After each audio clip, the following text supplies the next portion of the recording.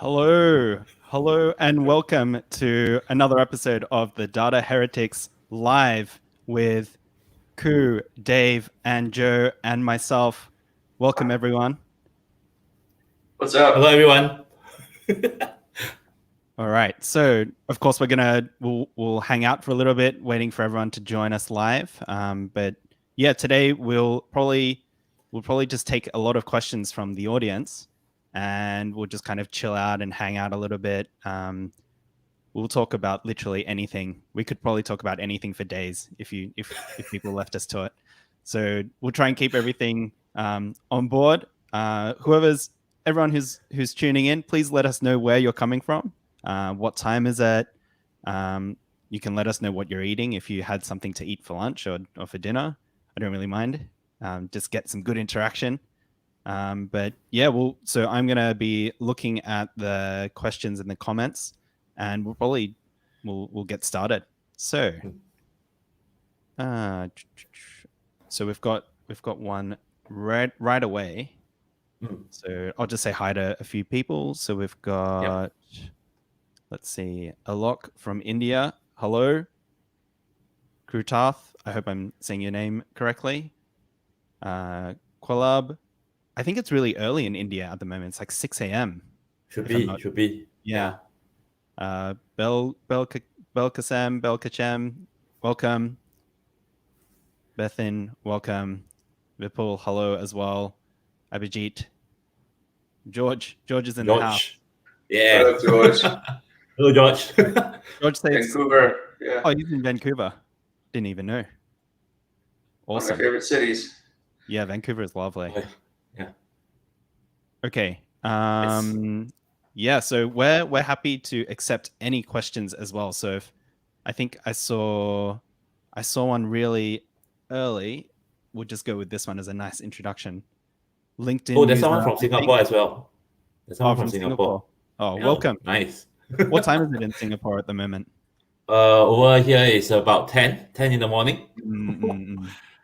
Dude, we got people in Africa. It's like 3 or 4 o'clock in the morning. Wow. Oh, I see it. Sudan. That really puts on the pressure. Yeah. I think so.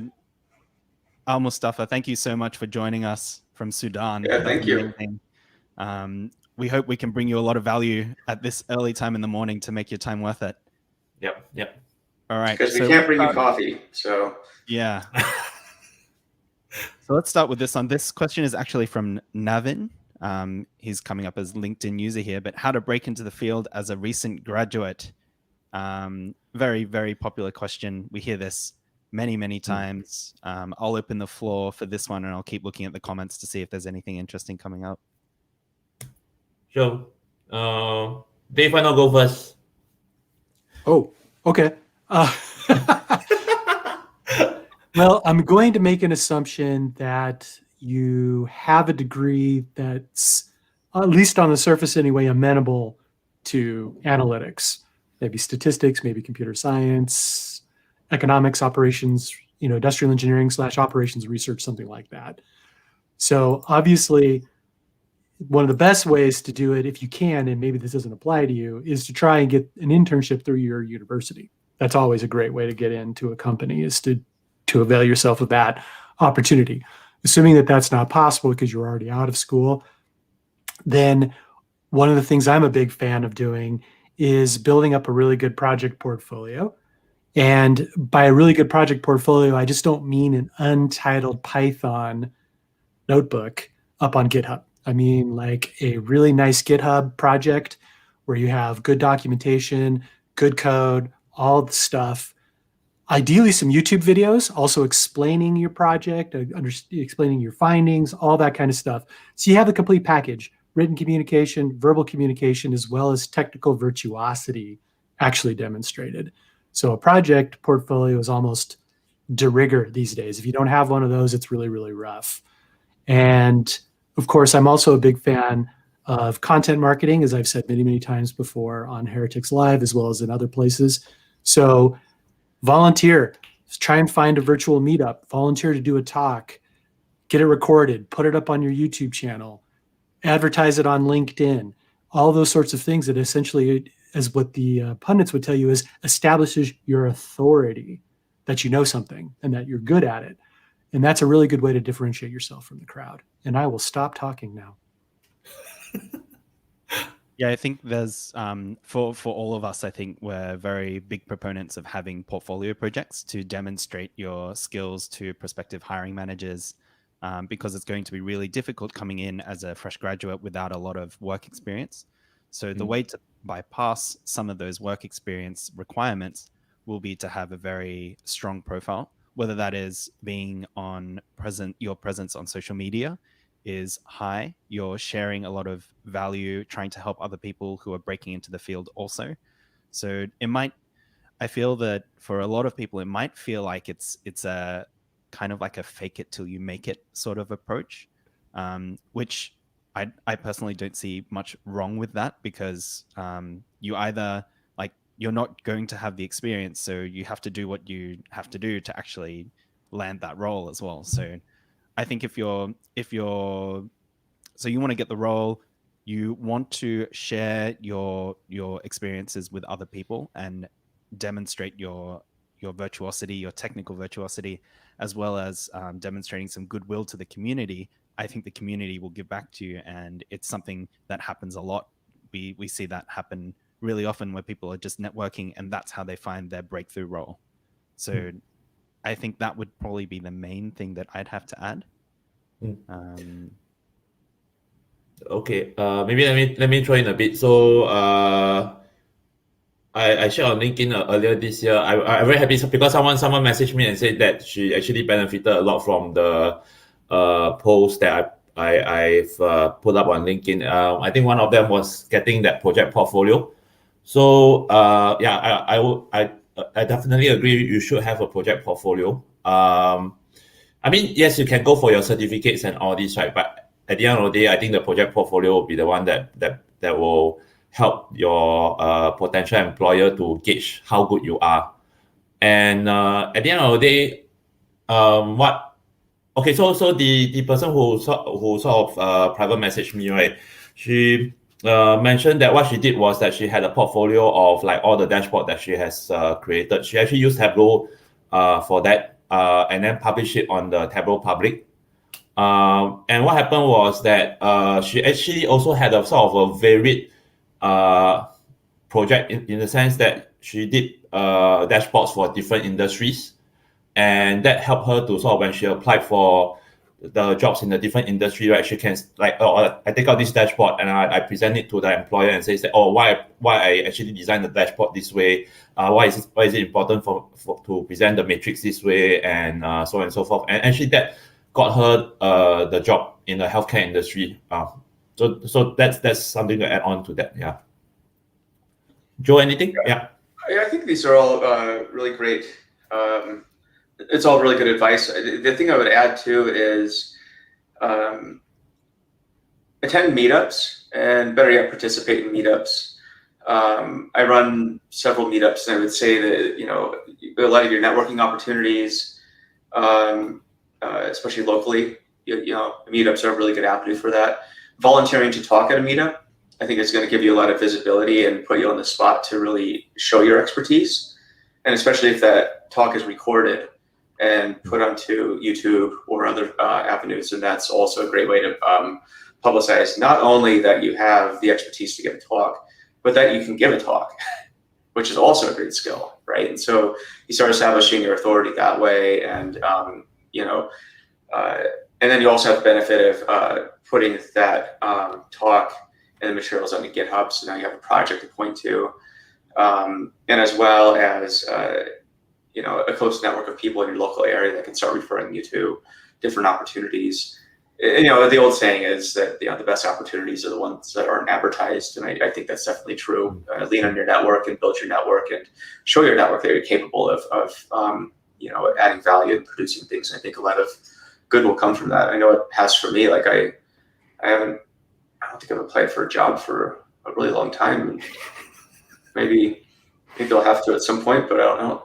You know, I think I'd like to think that just given the you know, the strong network, you know, that I've built, and just the reputation over the years that might go a long ways. But yeah, so and people that come to my meetups, the first, they're, a lot of them are looking for careers and how to get into data science, right? And the advice I always give them is, why don't you think of giving a talk?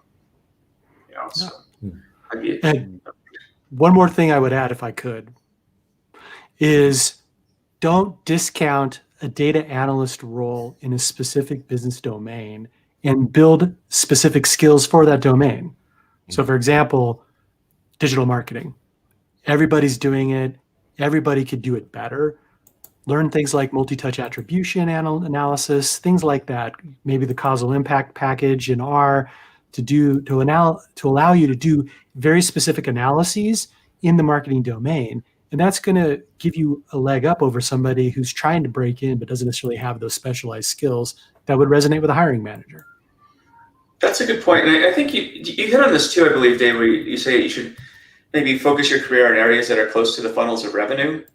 So sales, marketing, because chances are, that's a very transferable skill. Yeah. Every company wants to make money. So if you're good at helping companies make money, I think you have a better chance of being employed. So. Yeah, or like in supply chain, right? That's all. A lot of that's about cost reduction, but you're talking like millions of dollars potentially. So people resonate with your ability to say, look, not only can I do data, but I can do data specific to your domain and help you out. That's going to make your candidacy probably more potent than somebody else's. So we've got a few comments coming in as well around that same topic. So about like whether, so Vipul's got a good one, targeting a specific domain or exploring various domains when you're trying to begin working in the field of data. Ayush also has a good one, which is your favorite domain to work on for data science and why? And there was also from Kanchan, can you recommend some project ideas for an impressive portfolio? And to me, like all of those questions are very related when you're thinking about what can you do to boost your profile, your portfolio, so you can actually get that first role, because that's the most important thing right now when you need to, like, ideally you will be learning the whole time, but if you are learning whilst you're getting paid to learn, that would be ideal. So I think when we think about targeting a specific domain or doing multiple domains when we're trying to break in that sort of context, I usually recommend people to think of the different use cases for data that are very common across the industry.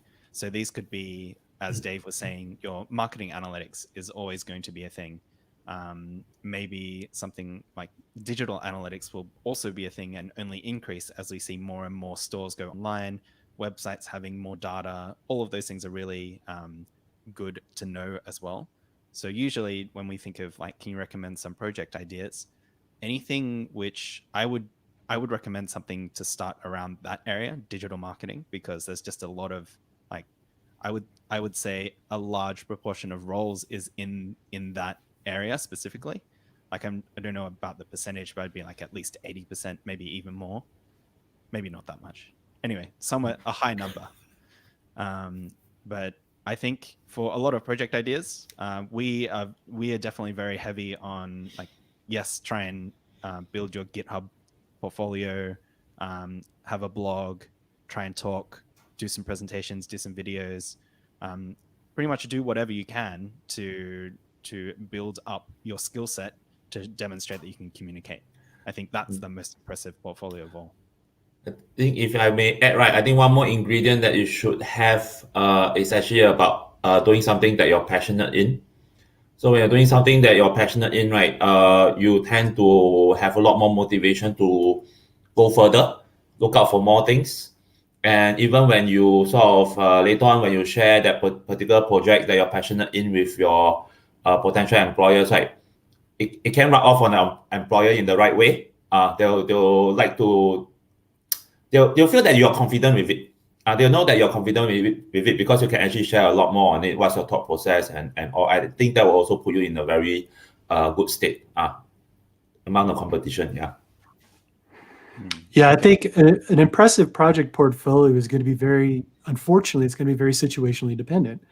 What's going to be compelling for one hiring manager isn't going to be compelling for another hiring manager necessarily.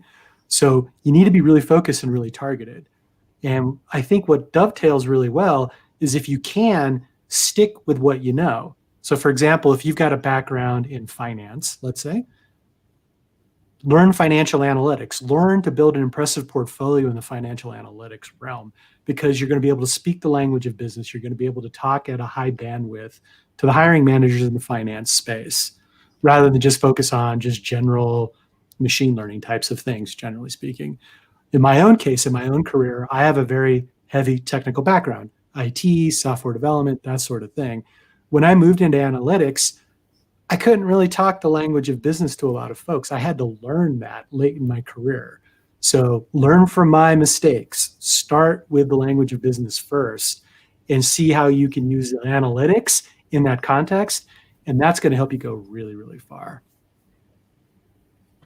Okay. Yeah, and Sorry, I think it also depends too, like where you're trying to get hired at. Like if you're trying to get hired at like ByteDance and you want to work on TikTok's recommendation algorithm, like that's a much different scenario than like forecasting SKUs and products for supply chain forecasting, right? So I think it largely depends on like the type of crowd you're hanging out with too. Like if you're a graduate from the Bay Area, one of the Bay Area schools, and you're working at OpenAI, like your prospects as a data scientist or whatever you're doing is going to be markedly different than somebody from maybe not the same background. So it's very situationally dependent. But the cool thing is everything is gravitating towards data in one form or another. So I would more use a reductionist viewpoint too, where the companies that aren't doing data or ML or anything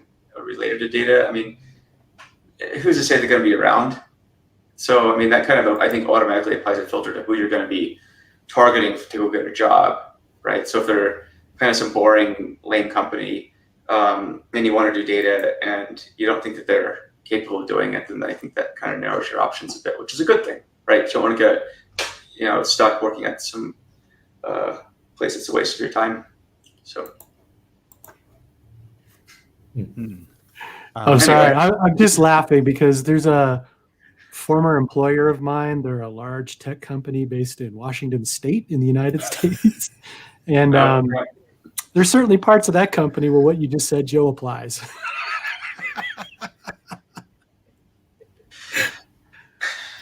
Okay, I want to bring this comment out from Kimberly, since we're on the topic of projects, and we were also talking about large tech companies and interesting projects and different things like that. So is there one area that is more relevant than others in terms of neural nets versus time series versus recommendation systems? I think this is a really great question. And I'll quickly add my thoughts and then other guys can jump in. I actually think if you're going to when we think of breaking into the data science industry, yes, doing these types of projects are really good and can demonstrate your skills in that area. But more often than not, a lot of the entry level roles won't be working in any of these areas or even remotely close to it. Apart from maybe the time series might be a good example, because I think time series is really important and almost everyone should have a good understanding of them. But in terms of neural nets and recommenders and different things like that,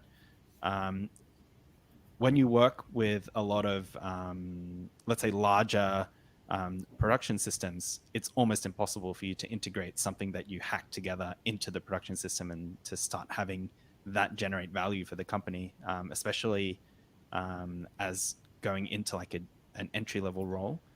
I think that demonstrating these skills for projects is cool. Like I think these neural networks and recommendation systems are the sexy skills that everyone wants to learn. And by all means, I feel that people, if they're passionate about it, you should definitely go after it and start working on it. But I think there's more low-hanging fruit to go after before trying to tackle some of these harder problems. And I think people, when we're looking for entry-level roles, we want people to be really good with their fundamentals of data, as opposed to being a bit sketchy on the fundamentals, but having okay performance with these more sexy projects, if that if that makes sense. Hmm. Okay. Anyone want to add anything to that? Yeah, I would just say, and I've mentioned this many times before, one way to think about it is you can think of it as a spectrum where it's the amount of software engineering you expect it to do each day as part of your job. And if this is the high end of the spectrum where you're doing a lot of hardcore software engineering, sure, things like recommender systems, doing the integration that Danny mentioned, all that kind of stuff makes a lot of sense. But most of the world's analytics is actually done at this end of the spectrum with very little software engineering. So keep that in mind, especially if you're trying to target a job and try to break in. What's the level of competition at this level of the spectrum versus this level of the spectrum? Just something to think about. Yeah, it's an interesting discussion. It's a topic I've been thinking about quite a bit, actually, because I think neural nets have sort of sucked the oxygen out of the room in a lot of ways, right? So it's like deep learning is any research paper right now that's going to get attention as deep learning. And before deep learning, you had sport vector machines might have been cool. Now you're like in SVM winter, as one of my friends calls it. So who knows what's going on? But I agree with a lot of these points. If you look at the types of business problems though that are common across industries, right? I think I need to be able to forecast things. If there's enough data, probably want to know what customers I'm going to retain and which ones are going to leave me. I guess a second class of, I would say, first order analytics or data science, whatever you want to call it. And then you can go from there. Recommendations, its own thing, and that's a huge universe. I keep referring back to TikTok because that app took the world by storm, basically through like a very smart and highly refined and very quickly retrained algorithm, right? Like that to me is like the epitome of like great ML, great ML engineering and data engineering. That it's great. So, but you also realize the world's kind of there's kind of two paths where, in one hand, you have people operating in a company doing data science, and on the other hand, you're starting to have these mega APIs like GPT-3 and whatever comes next, and then think you can just plug your systems into that and possibly get some utilities. So it's pretty fascinating to watch. But it's also a discussion too. The other areas I would say to look is like, this is something that's been on my mind too. Training models. I would say like maybe 2016, 2017.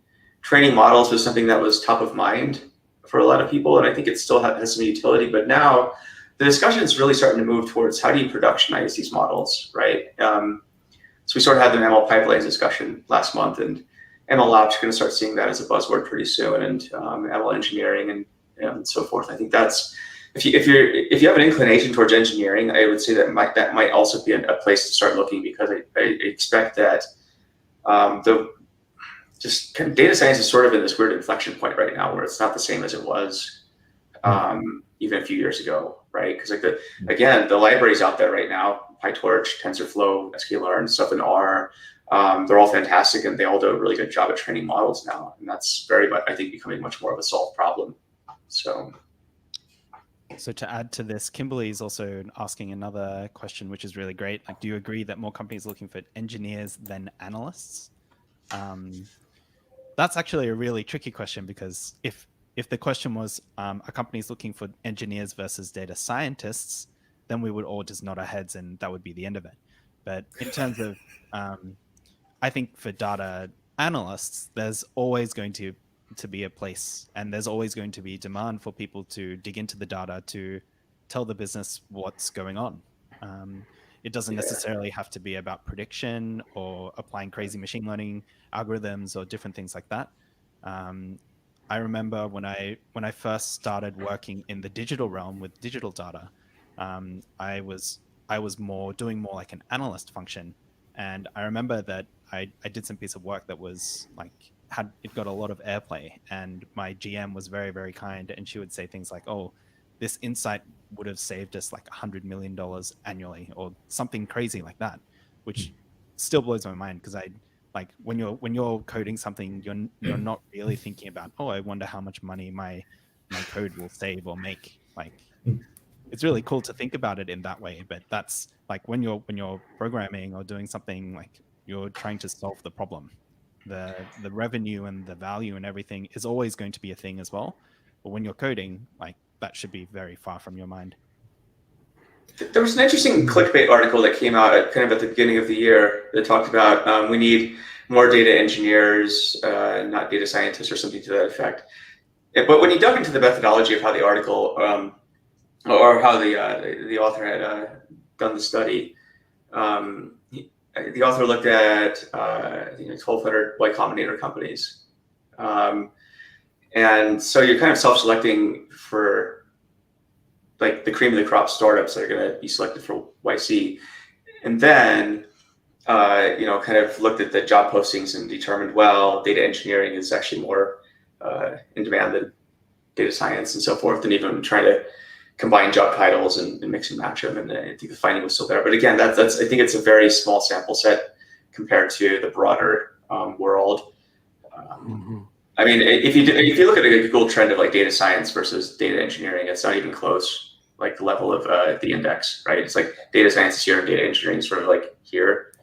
So, but that said, anecdotally, I think it just depends what types of companies you're applying to as well.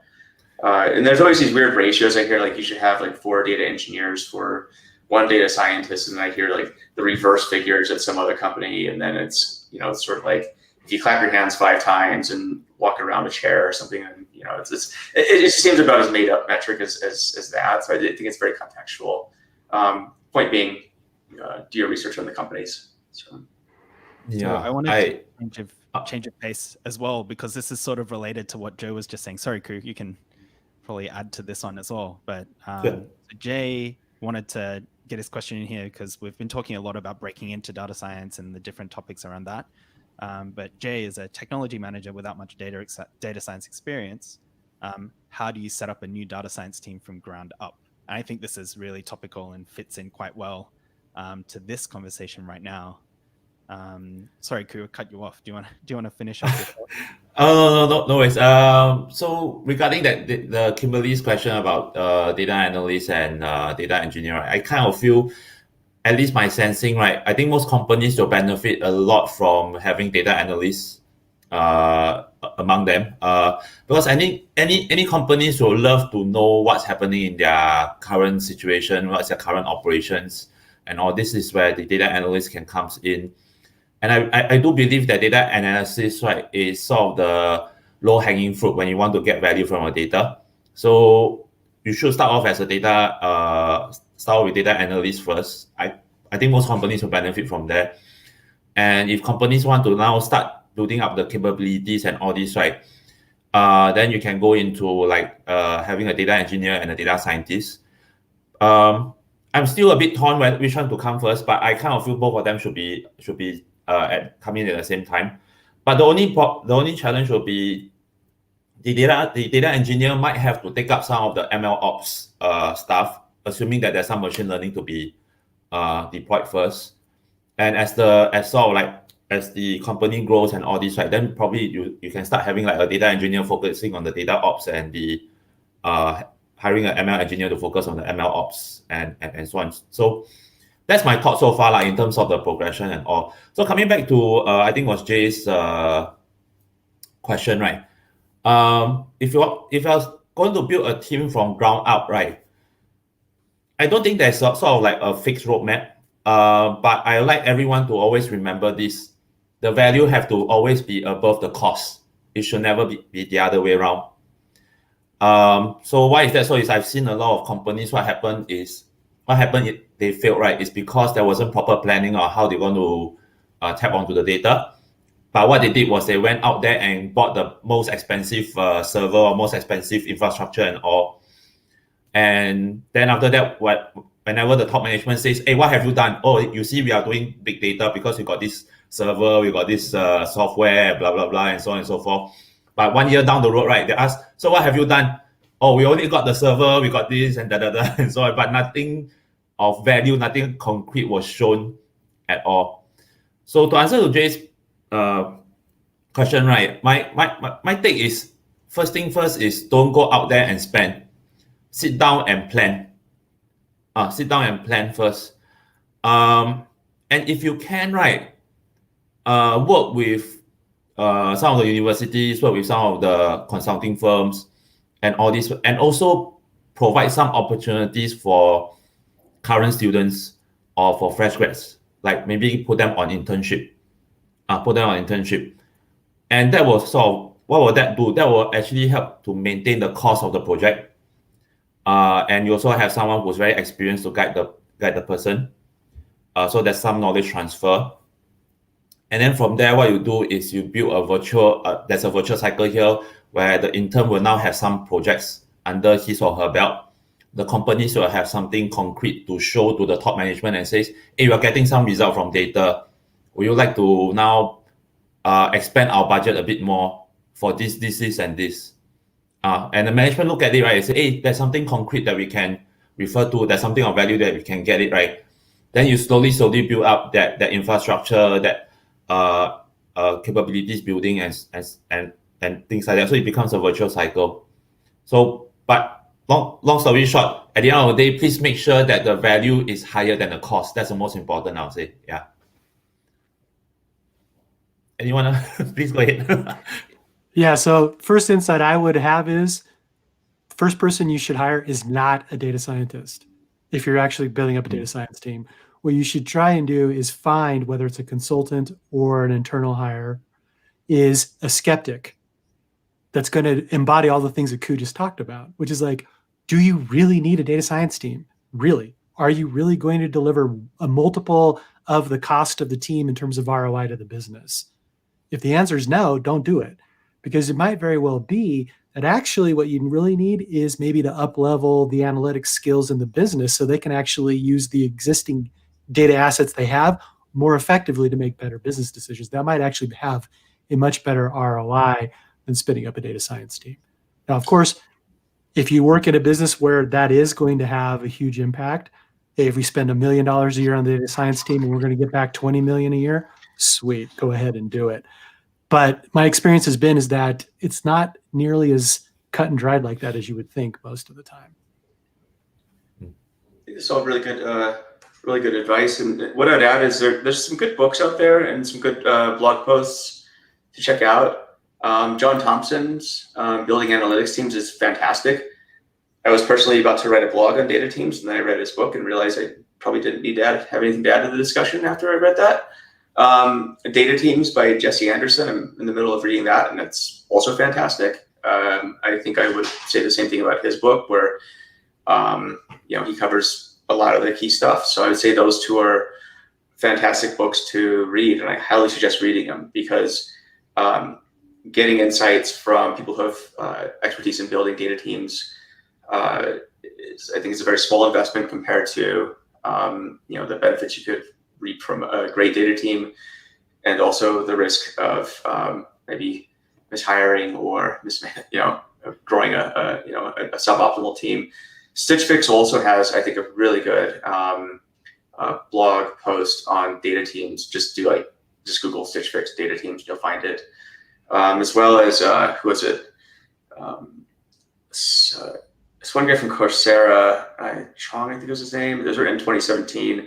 It was about how Coursera structured their data teams, and I knew actually a couple of people that worked on this team and looked like it worked. They're happy. So I would definitely recommend spending a lot of time also studying who's come before you, because it's incredibly easy to build a team. The challenge is you may want to build the right team, and it's and the amount of potential for error. You don't really want to entertain the idea of getting a second shot at that. So just do it right the first time.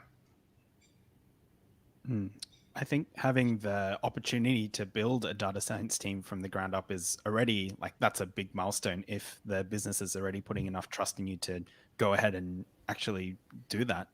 And definitely the warnings from Dave and Joe about do you really need a data science team? Is that the right thing? Is the value going to be greater than the cost? I think that you need to almost have multiples of value. If you're just breaking even, you probably shouldn't even be doing it anyway. So I think really put on like a business owner hat and say, okay, if this was my own money, would I be willing to spend $500,000 to hire a team to give me back? How much money do I want from that? Although I will say, when I built a few data teams, and one of them I will honestly admit was we added a lot of value, but I think it was also because when this happens everywhere, dirty secret, like VC-backed startups want data teams and AI teams, so maybe they could have a couple slides in their pitch decks for future funding rounds where they can say, well, we're doing AI, give us money, right? So sometimes it's definitely, I think, more the case it's going to be a profitability question. But if you were to go work at a startup, just keep in mind that the reason you might be there is to obviously try and add value, but it also might be to add multiples to your valuation. So just an insider tip. Yeah, That's a great tip, by the way.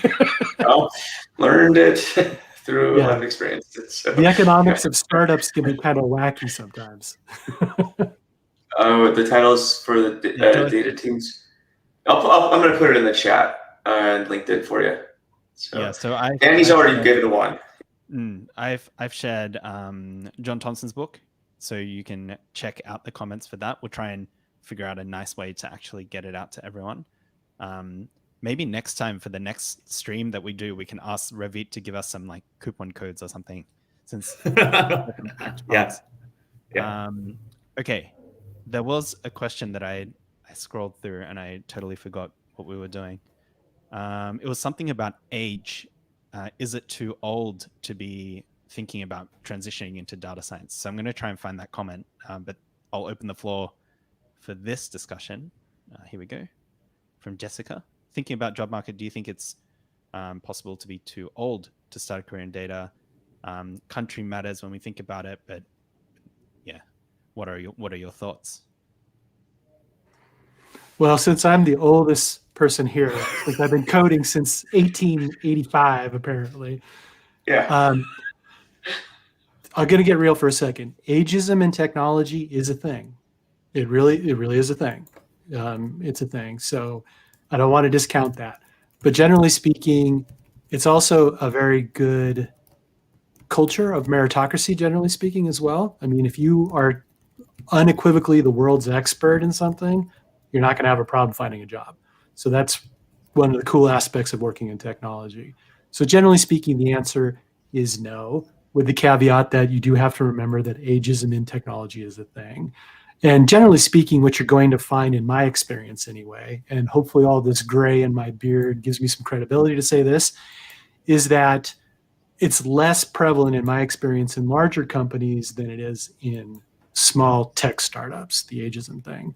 Even like FANG type companies that are large now, they have very strong HR type folks that are actively trying to combat these kinds of things, as opposed to like some startup in somebody's hypothetical garage. So no, take a look at bigger companies if you're worried about it, would be my advice. To add to this one as well, how old is too old? Dave being born in 1864, coding since 1864 is a bit of an outlier. But do you need a master's to move into this direction if you are getting on in the years? So a lot of people think of the masters and the certifications and different things as almost like a golden ticket to come into the industry. My personal belief is that if you're really passionate and you're really want to demonstrate your proficiency, maybe getting a master's is not always the only way that you can learn a lot of the techniques that we'll be applying in the role.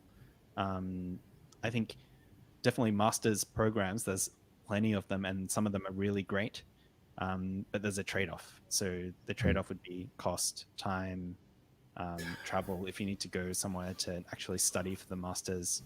lost revenue because you won't be making much money, or unless you're doing it part-time whilst you're working at the same time, which is really challenging. But I definitely think that there should be more things to help people to avoid having to get formal education to move into roles. But a lot of people really think that the formal education is really, really important. And some of these people are hiring managers. So it's kind of like a catch-22 at this stage. Yeah, and if I could just throw something out there. So I got my master's. I earned my master's and completed it when I was in my early 40s. So don't judge me about how old I am. And I got it part-time while I was working full-time at Microsoft. So too old doesn't exist. If you want it, and to Danny's point, if it's the right thing to do, go for it. To me, I don't think there's such a thing as like being too old for a job. I mean, you think about it, right? At the end of the day, any employers wouldn't mind whether you're 40, 60 or 80, but as long as it pays you a salary, you earn like maybe 10 times more than the salary. Who wouldn't want you? Who would want you in the first place, right? I mean, that's, I would say, a bit of like economics 101. But having said that, right, what I'm experiencing now is that I think when it comes to learning, I think it's from my perspective, not anyone else. I kind of feel that trying to learn and pick up things getting a bit slow in that sense. The learning speed for as I get older, the learning speed actually gets decreased compared to my younger days. No offense, Dave. So yeah, so you just have to be a bit mindful, because going forward, if you're going to be in the data world, right, there's really a lot of things to learn and pick up from, even though we say that we should be learning on what's necessary for our job and all this, right? But there's still plenty to learn from, and you just have to be very mindful that as you get along, we may experience some, at least for me, experience some slowness in learning. So you just have to be mindful of that. But ageism, like I think one of them was mentioning, it's really not that strong in data, actually. Not that I see. To give the audience some example, right? Over here in Singapore, we do have programs to help people transition over to the data space. But the program actually is quite stringent in terms of selecting who can get into the program. But having said that, to give some of the folks out there, right, the oldest trainee that they have admitted into the program was about 65. If I remember the number correctly, it was about 65 years old. And he admitted into the program. And let me just say this, the program is really very stringent. You need to have very good mathematics. You need to have very good programming experience first before you can get admitted into the program. And he did it. Yeah. So just to give hopes to everyone else, at 65, you're still not too old to get into data. Yeah.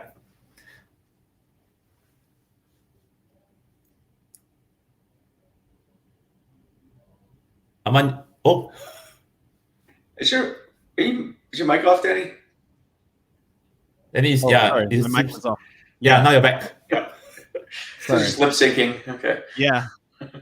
Sorry if I seem so serious. I'm trying to do like 10 things at the same time, like trying to look at different things. And my natural resting face is actually serious, believe it or not.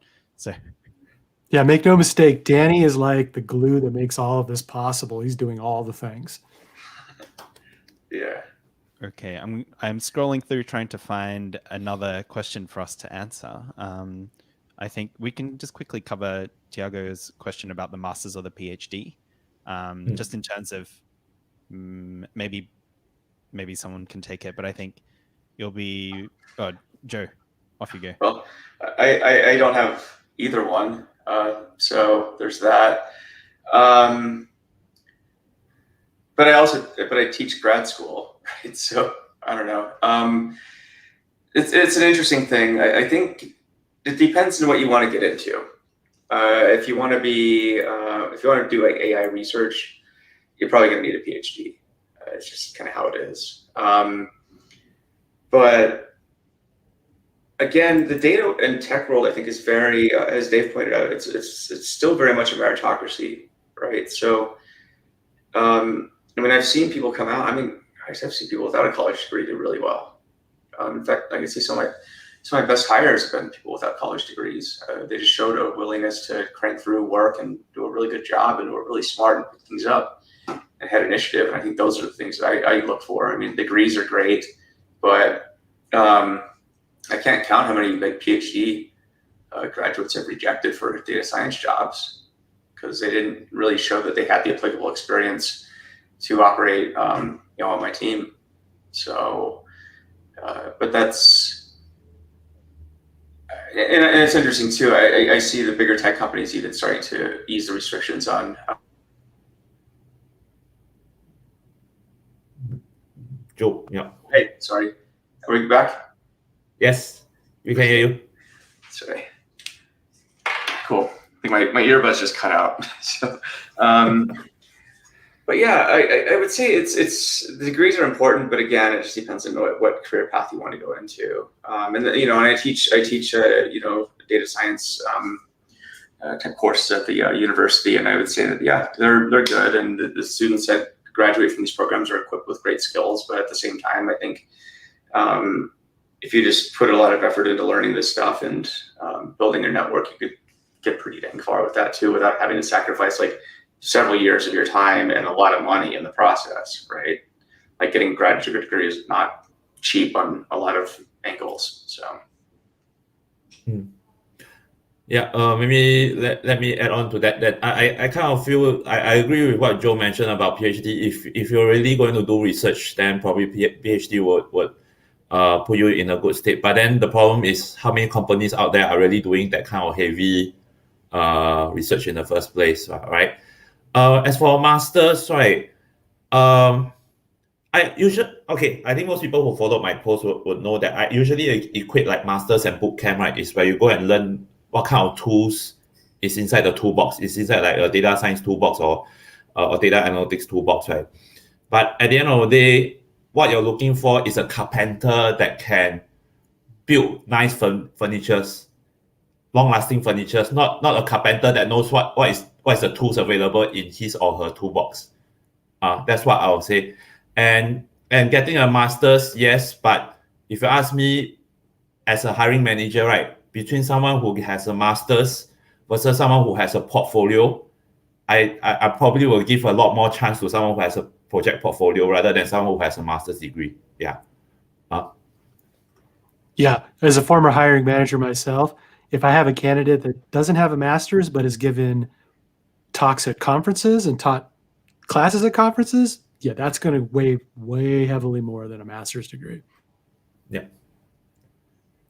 Okay. So, I've got a few people saying that I've missed that question, so I'll try and quickly cover. Brian asked about analytics in the cloud or something like that, I think. Oh, yep. Let me try and find that one. Okay, here we go. There you go. What is the future of data analytics, especially with the cloud fueled evolution? Joe is probably best placed to answer this one, I think. I would say there's a future in it. So, Google Cloud represent. It's an interesting one. On one hand, you have analytics that are done on, predominantly on laptops and notebooks and so forth, right? And I think that's great, again, for local development, but increasingly, as companies move to the cloud, and I can talk about that in a second, I think a lot of the analytics that teams do is just going to be cloud native. Like I know in my personal stuff, like I use Colab for all my notebooks because it works with Gmail.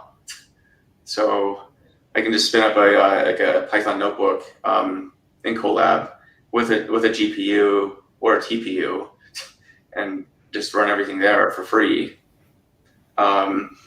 But I would say as more companies go to the cloud, like right now, I think the percentage of companies that have migrated to the cloud is maybe 25%, depending on who you listen to. There's still a long ways to go, right? But the cloud tools at the same time are going to get a lot easier for analytics and machine learning and so forth. I mean, there's a very fascinating talk that my friend Josh Tobin gave at my meetup last night, and he talked about the evolution of his vision of like ML ops, and it was fascinating to watch. And it's just like you're just getting started in this space. A lot of new tooling is going to happen around, machine learning, new stuff you probably never even thought of with analytics. So yeah, I mean, the future is what you see right now versus what you're going to see in 5 years is going to be markedly different. I don't know what it's going to look like. The trajectory everything's going on though, it's not going to be what you're seeing right now.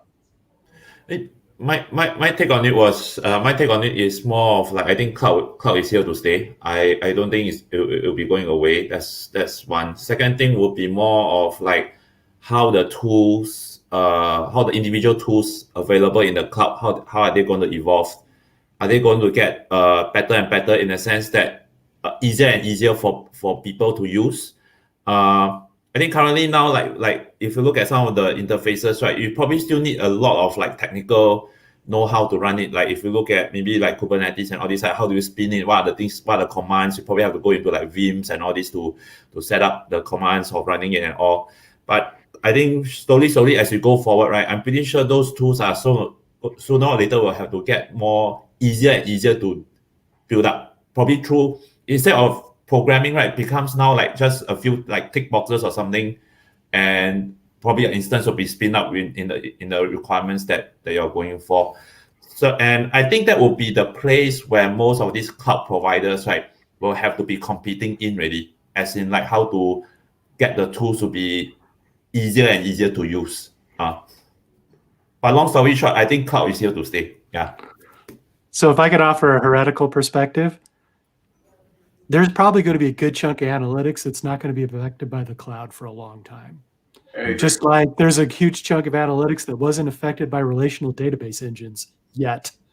So keep that in mind as well, right? Analytics is a spectrum. It has a lot of different aspects and different parts of the business, and they're going to move to these cloud tools at different rates depending on the nature of the business problem at hand.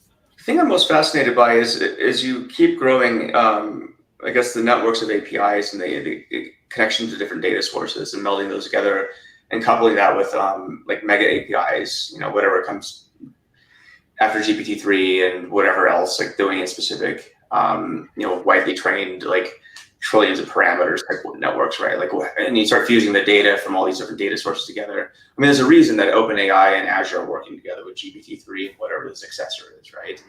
And so I'm fascinated to see what happens with respect to analytics and AI in that regard. There's a bunch of LOML questions, and it's like, that's what I'm most fascinated by, because I think you're just seeing the very beginning of something new that is just kind of difficult to comprehend. But when you can suck in all your company data, unstructured or structured, semi-structured or whatever, and start consolidating that with maybe a mega API or whatever else comes along, then it's going to be interesting to see what the result of that is in terms of output for businesses. So, and that's totally awesome. Right in the world that I've often lived in, I would just be happy if my digital marketing consultant got out of Google Analytics and Google Sheets. There's also that whole universe of things too. I totally agree. Yeah. Given the amount of spend that they influence, I would hope they would just get out of that. Yeah, it's interesting how many marketing departments are still stuck in Excel and in the analytics like platform. So it's almost like you're talking about two different universes right now, right? So, but cloud fueled evolution. But get back to that point though. I mean, that's on one hand you have the ability of your company to migrate your workloads to the cloud. On the other hand, you have the ability to train enormous models in the cloud, and I think that's. Again, I see there's almost two parallel universes in that regard, and like where they join together. That I don't know, but that's going to be interesting. Can I add also for the data analytics component? One of the key skills for analytics is going to be SQL, which we are all fans of, and one of the big things in the cloud is that all of the cloud providers will have some sort of cloud SQL variant that they almost like use exclusively for all of their data processing, whether it's in a regular like RDBMS, or I forgot whether that's the right, whether it's in that structured format, or whether it's going to be a NoSQL, not only SQL database, which can contain like JSON structures and all these different types of data structures apart from rows and columns. I think that's going to be, I think that will be the interim step. So a lot of people think of the cloud as like, okay, we're going to train billions of parameters with our models, which you can. But a lot of the value is going to come from, okay, all of the data for our corporation or the company is now in one location within, let's say, a BigQuery database. Now we can actually start playing around with it and do the things which we couldn't do before because the data was in 50 different silos and no one knew how to put it all together. Totally. I do a lot of work at BigQuery, for example, right? And that thing is awesome. The fact that you can just throw endless amounts of data at it and query endless amounts of data using SQL is awesome. And the fact you can use SQL, which will also do machine learning on top of it, like, that's pretty badass. So and I think you hit on SQL too. I think that's becoming, it's interesting. It's kind of this back to the future moment where you're seeing SQL becoming cool again, because it used to be kind of like this shunned thing in data science, like, oh, you're doing SQL, like, we're better than that. We're using MapReduce or we're using Python or something. And I think it's hilarious seeing that and all the tools, I would say most of the tools, the NoSQL tools and so forth, and the big data tools that sort of shun SQL now have SQL. And it's like the only reason that people are still using them, I imagine, is because like everyone uses SQL. So there was this comment from Joyce as well, like read an article about half the time of a data engineer spent on data pre-processing. Maybe I would think it's maybe even more than half the time. It would be, maybe some of it would be systems design and different things like that, but pretty much a data engineer will be focusing on the processing of data almost exclusively, and then the integration points with all the other different things that data scientists or analysts want to use also. I think the other half is spent on Stack Overflow. Definitely. Well, can I split that half further and say that the other 25% will be more like talking to the business stakeholders to get their requirements, and you have to chase them for their requirements. Yeah, that's a good one. Yeah. Okay, I'm looking through all the comments. I've missed a few things actually. There was, how about we can debunk this one? It was something about what's the difference between data science and data analytics? I think that's a really common question as well. Dave, that's all Dave and Koo. Yeah. I'm going to try and find the comment, but you guys can start talking about it. The problem is that data science is like, it's like, if you're familiar with programming, object-oriented programming, it's like object. It's like the fundamental thing that gets overloaded all the time. Data science means a lot of things to different people. So for example, if you look at some Facebook job descriptions, what they call a data scientist would be called a data analyst at another company based just on the requirements of the skills that you need and what you do. So it really, really depends. I tend to think of data analytics as being kind of an umbrella, this idea of like, can I analyze data in a business context, derive insights, derive some sort of product that generates revenue or reduces costs, produces some sort of ROI. So from that perspective, I see data analytics as a superset of data science. Most of the time, in my experience, when people talk about data science, they're talking about machine learning. And that's, relatively speaking, a narrow focus of the analytics that goes on day in and day out in companies around the world. But most people, when they talk about data science, in my experience, once again, they're talking about machine learning, maybe putting models in production, something like that. Joe, why not you share yours? Wait, what?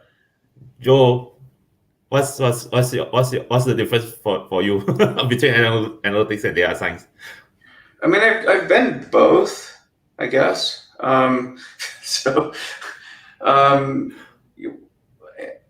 but I've been in data before data science was even a term, right? So back when it came out, we had this kind of opinion that more related to somebody who was doing machine learning, but kind of doing all the activities around machine learning.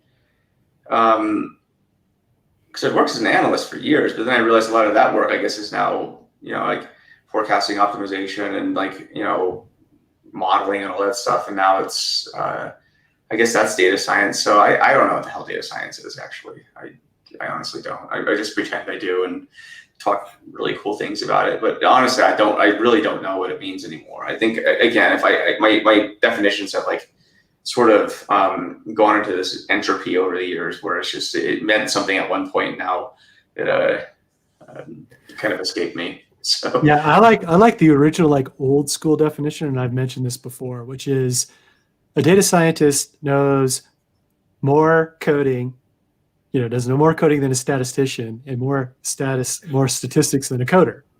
And that was basically like the idea of the original data scientist, right? yeah, It was like this idea of like, I can apply these techniques to data, and I can also write code to maybe productionalize it. yeah. Drew Conway had that Venn diagram of like Yeah. statistics, hacking, and Business domain knowledge. expertise or something, right? Yeah. And it was kind of, you had this like, basically it's this you're like the CrossFitter of data, actually.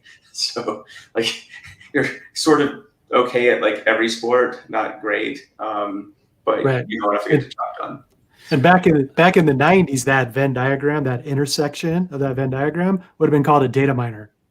Yeah, that would have been a data miner. That's exactly it. And the people who came up with the it was DJ Patil or something like that back in 2009, I think, when they came out with the term data scientist, right? That was, Yeah.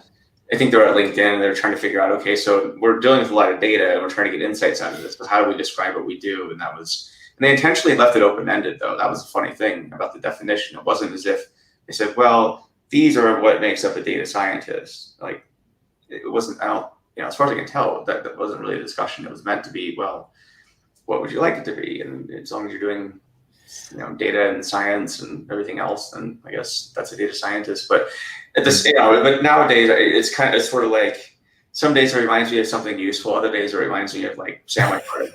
Like that's, so I don't know.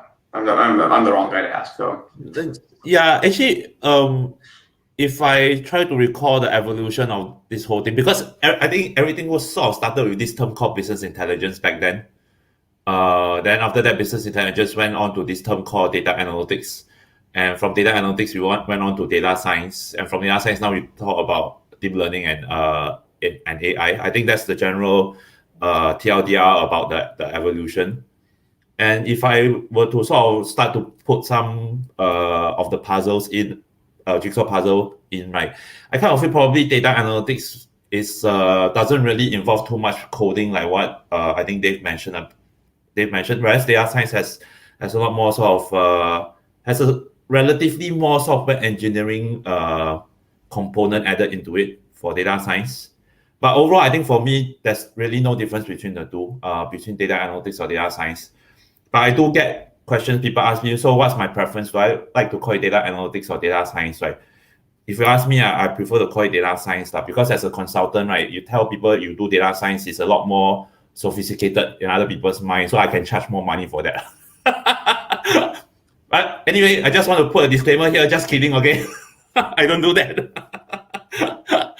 Okay, yeah, so that's my take. That's my take between the two, yeah. I've actually done like a whole 2-hour live stream on what is the origins of data science in terms of like where the role and the term kind of started off, like when did this term start sticking?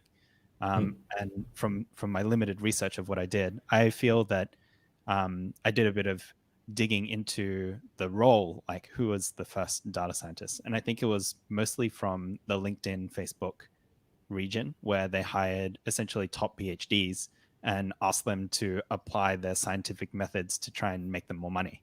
And a lot of it was to, so in science, like when we think of science, it's like running experiments, trying to prove that your model of the world actually is valid, and doing hypothesis testing and different things like that.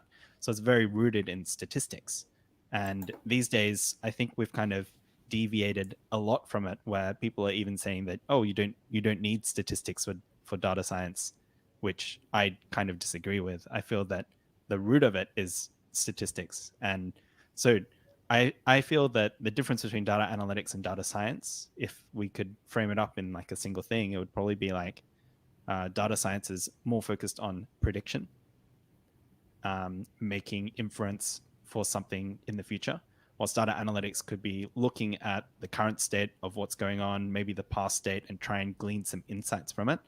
But of course, you'll be saying, oh, but we do for data science, we also do that. I think most data scientists are actually really great data analysts because we deal with data a lot. So in a way, I feel that a lot of the data scientists from, let's call it our generation, they actually came from, they spent many years working as an analyst, whether we were using predictive models or software engineering or different things like that. I think we were always dealing with data. So yeah, in my mind, the difference is probably the predictive capabilities of the data science, and running experiments would be key. Whilst in analytics are more about looking over data and trying to find insights. That's a good point. Yeah, I like that. And it's kind of, well, and it used to be called predictive analytics back in the day too. So, but yeah, I like that distinction actually. It's good. Like one's more forward looking, the other's more sort of current and backward. Yeah, I think it's fair. To add on to this one, I've been I'm not too confident with the name of this, the pronunciation, but Dharmendra. So his question is really topical to this as well. So he's working on a data warehousing project. How do you build a DS team, or how do you convince your employer to set up one? We talked about this earlier a little bit in terms of like, how do you build up a data science team from the ground up? But I think this one is, since we're talking about the analytics and the reporting and the different things like that, and transitioning to a data science function, I think it's quite topical. I think the main way to actually bridge this gap is to identify the opportunities. So let's say you're doing a lot of reporting and you identified some insights as, oh, sales seem to go down when this happens, or when this happens, and you build up all these sorts of rules, and then now you might want to apply more automated methods to actually generate these rules to do more decisioning. I think that's probably one of the best use cases, or the most common use cases for people moving, for developing the initial start of a data science team. I'd be interested to hear what you guys think as well. How to build DS team and how to convince my employer. I'll go back to the same thing. I think value has to be more than the cost of it. I think, but the challenge, I can't feel the challenge for data warehouse, right? To set up a data warehouse, this one is actually setting up the data science team, right? Yeah, I think the challenge of setting up a data science team is always about justifying the value, or actually getting sort of the value. Because if you look at it, right, between cost and value, right, value is difficult to pinpoint a dollar amount, whereas like cost, right, is so much easier. All you have to do is just get a quotation from a vendor, or you just have to gather up all the salary of the team, and you'll be able to get it. That's the cost. The value will be the one that's a bit more challenging. So generally, for me, I kind of feel that if you really want to build up the data science team and all this, right, again, more importantly, right, is to iterate and with each iteration, right, make sure again the value is more than the cost, and it's so much easier to manage both sides as well if you do it in iterations. Yeah, I think that's what I can value add on this question. Yeah. So as a former BIDW guy myself, the first question I would be wondering is, if you're working on a data warehouse project, I don't understand where the line goes to data science necessarily. Because here's how I would frame it. A nice data warehouse is an awesome corporate data asset that has tons of ROI potential built into it. And if you really want to show how your data warehouse is a strategic asset for the company, it's probably not going to be in building a data science team. It's going to be teach all the business users how to do analytics with the data in the data warehouse. That's where your ROI is going to come from. Yeah. Totally agree. And the weird thing is, I've actually found data science on a data warehouse, I think, can go kind of either way, because you got to remember, like when you make a data warehouse, there's business logic, and you've sort of answered a lot of, and it's designed to answer business questions, right? So predictive analytics or machine learning on BI data. I used to work at an AutoML company, and we'd actually had this plugin to data warehouses. And I would say most of the time, when I dug back the type of question that was being asked, I was like, oh, that's a SQL query. That's what you want. That's not really like a machine learning question, right? And the other thing is the type of data set you're dealing with in a data warehouse, it typically has the answer in your label or somehow, right? There's going to be leakage, and so that's something you need to consider. I would definitely propose, if you're considering building a data science team, like what are they going to do, and like what kinds of questions are they going to answer, and what problems are they going to solve? And better yet, a low fidelity way to test it out is just with those types of questions, prototype them in SQL and just see if you can answer them. I'll bet you money that most of them you can.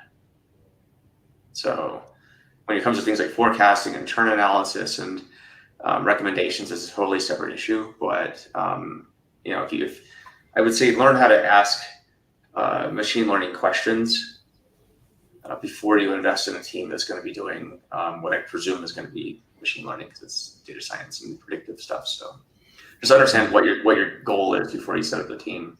Because I think, as Dave pointed out, that there's a lot of valuable nuggets in that data warehouse probably already, and like first focus on getting value out of that, and then tack on the predictive stuff after if it needs to be. But there's probably a lot of low hanging fruit if you're just building a data warehouse right now.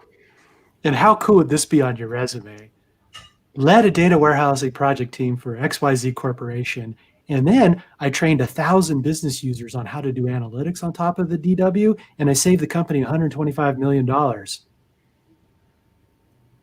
That's the kind of resume I want. Mm-hmm.